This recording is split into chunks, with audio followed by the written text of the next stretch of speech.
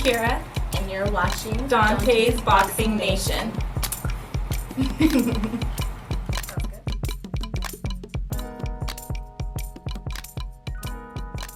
Dante's Boxing Nation, what's going on, guys? So some bad news to report. Brian Castano has pulled out of the scheduled date that he was supposed to fight Jermell Charlo for the undisputed title. Brian is stating that he suffered a torn bicep, but Jermell Charlo, he's not buying it. Not only is Jermell Charlo not buying it, but the WBO, they're now demanding proof. They're giving Brian Castano 24 hours to show evidence of an actual injury. And if he can't show any proof, they're going to force him to fight his mandatory, which is Tim Tszyu. Another very, very tough fight for Castano.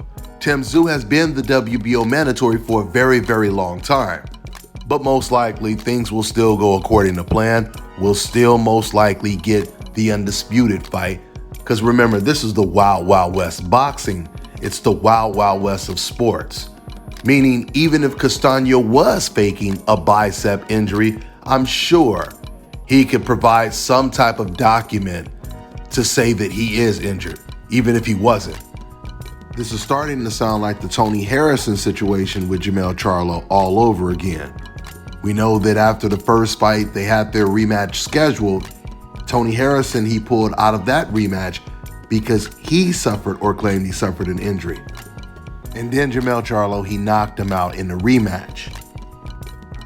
And coincidentally, Jermell Charlo, he definitely hurt Castano multiple times in the first fight. So we'll see what this means. We'll see what's going to happen. We're also going to find out if Castano is going to be forced to now fight his mandatory first before he could even try to unify when it comes to the Jermell Charlo fight. But no doubt about it, this is definitely a confidence booster for Jermell. Not saying he wasn't already confident before, because I truly believe the fact that Jermell was able to hurt Castano multiple times, that alone gave him confidence. That alone makes him think, man, if I was able to do that in that performance, imagine if I start off even earlier and I get a little bit more aggressive. I think that Jermell Charlo, he realized the mistakes he made in the first fight, because in the first fight, you could kind of tell that Jermell was trying to catch Castano with counters.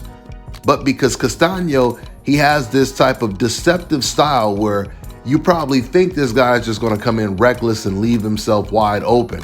His aggression is going to be his downfall. I think that was Jermell Charlo's perception going into this fight.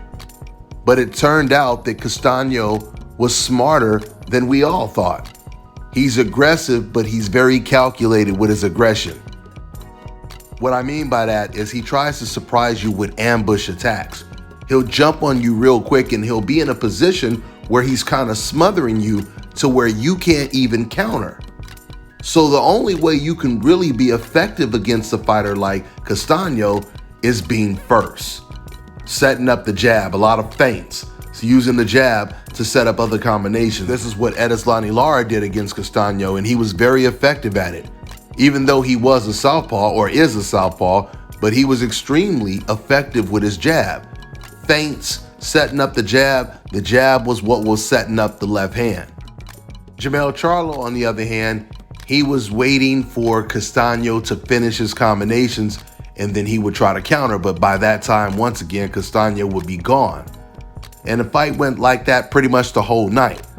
This is why I say in order for Charlo to win this fight, he's going to have to be first. He's going to have to initiate a lot of the exchanges. This is definitely an extremely dangerous fight for Jermell Charlo. I mean, it's a dangerous fight for both of them because the first fight was like a 50-50 fight. But you have to really give Jermell, a lot of credit for taking this fight because of the simple fact that the first one was so difficult. And notice when it comes to Jermell Charlo, he has the majority of the belts at 154. Do you guys notice how Jermell is never trying to use those belts as leverage, saying, oh, I have to have this and I have to have that because I have the majority of the belts, right? We don't hear Jermell talking like Kambosos or like Teofimo when he had 3 belts, because they always talk like the belts were up for sale. How bad you want it? how bad you want these belts, right?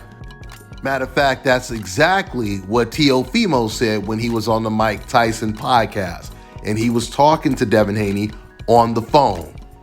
Devin is talking about fighting. He says, I want the belts, and this is Teo's response.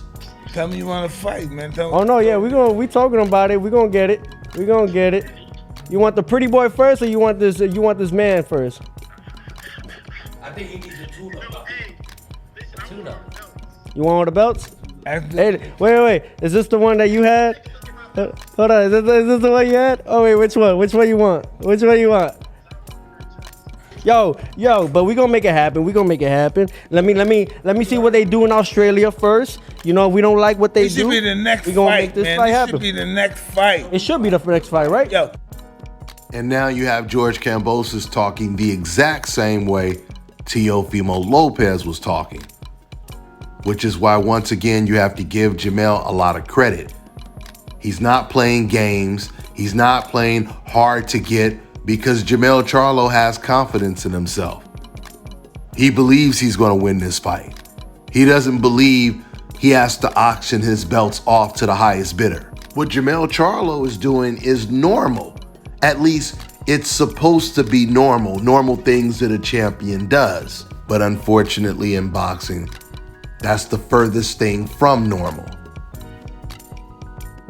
So once again, Castano, he has to come up with this proof of this injury that he just suffered within the next 24 hours. I'm sure he'll come up with something, and the fight, according to reports, is going to be pushed back 3 to 4 weeks from the date it was scheduled. I believe it was scheduled sometime in March. So I'll keep you guys posted on that. That's all I got for now, guys. I'm on to the next one.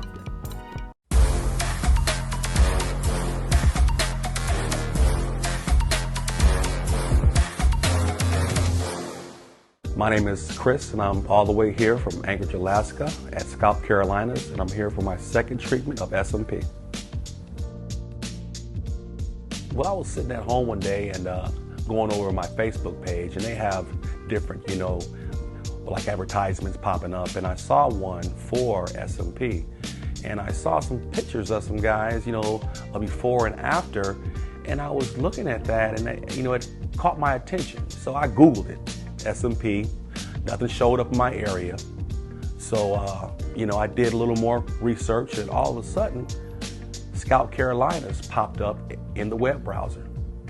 So I started watching his videos and seeing all the reaction from all the other people. We talked on the phone, we made appointments and everything. I sent him pictures, and he looked at them, and I was like, can you fix this? And, he pretty much said, no problem. My first session, he made me feel extremely comfortable. It was almost like I was talking to family. He started, and during the whole treatment, we talked and, about our families and our life, and, and things that he does and things that I do. And before I know it, the first session was over. When you see someone doing something that they love, as much as I see Enoch Glover love what he does, it shows in his work. I wouldn't point anyone in any other direction but here to North Carolina, Scalp Carolinas, to get this done.